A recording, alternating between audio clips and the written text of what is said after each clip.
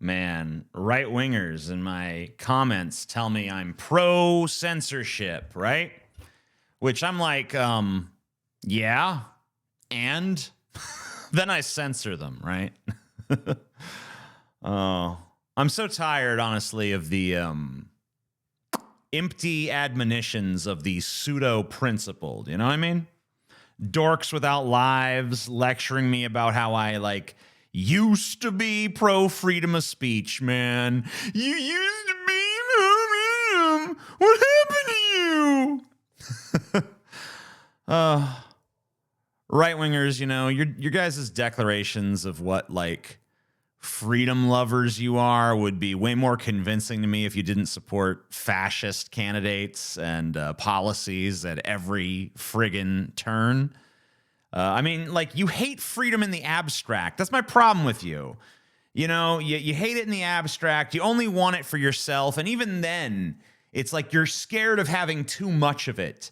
You're afraid that if you actually had the freedom to, like, I don't know, be gay or question your gender, then you might be too tempted to do it. And because that possibility is scary to you, you want to, like, hyper aggressively go on this weird quest to stop anyone else from having those freedoms, all the while talking about what a freedom lover you are.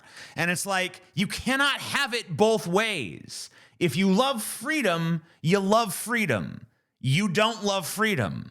Most pathetic of all, by the way, is your supposed love of freedom of speech, which you want to say it in these, reverent freedom of speech. Oh, the reverence. Oh, what about freedom of speech? Sound like a ghost. You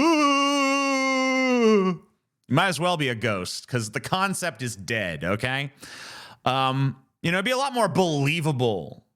Freedom of speech guy, you know? You'd be a lot more believable in the role you've cast yourself in as this great champion of freedom of speech if you weren't, like, currently backing the political party that's, like, in full-on book-burning mode right now, trying to remove LGBT books from libraries around the country. Libraries, guys. Not like, private bookstores or something. Not like your own private book collection or like something that's being funded by you exclusively and, that you should, I deserve some control of it. Like public libraries that are supposed to be for everybody. You think you have the right to just control that to prevent books from being in there that you don't like. But meanwhile, you're pro freedom of speech. It's like you have no principles, you have no consistency, you make no sense. You're a bunch of freaking imbeciles. Give me a break, you stupid motherfuckers. You don't believe in freedom of speech. Get comfortable with that fact. You don't. The freedom that you do believe in is just the freedom to be a bigoted piece of shit. That's it. That's all you really want. The freedom to, like, look at a black person and be like, fucking lazy you know what I mean? To look at a trans you ain't really. Fuck you. That's all you care about. That's all you want to use your precious gift of freedom of speech for. You don't actually care about the rights of like citizens of this country to like petition the government for a redress of grievances or to, like, I don't know, stand up for something that matters or to speak truth to power. You literally just want it so you can talk shit to minorities. That's all you care about when you say, freedom of speech, man. That's the only freedom of speech you care about. You care about the freedom to be a fucking asshole. That and that alone.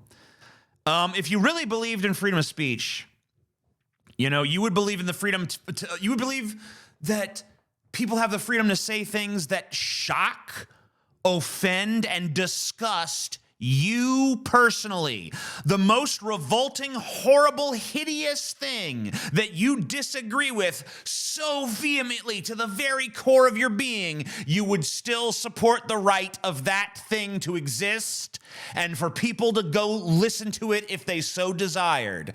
But that describes like roughly 0.001% of you, okay? So don't give me this freedom of speech horse shit.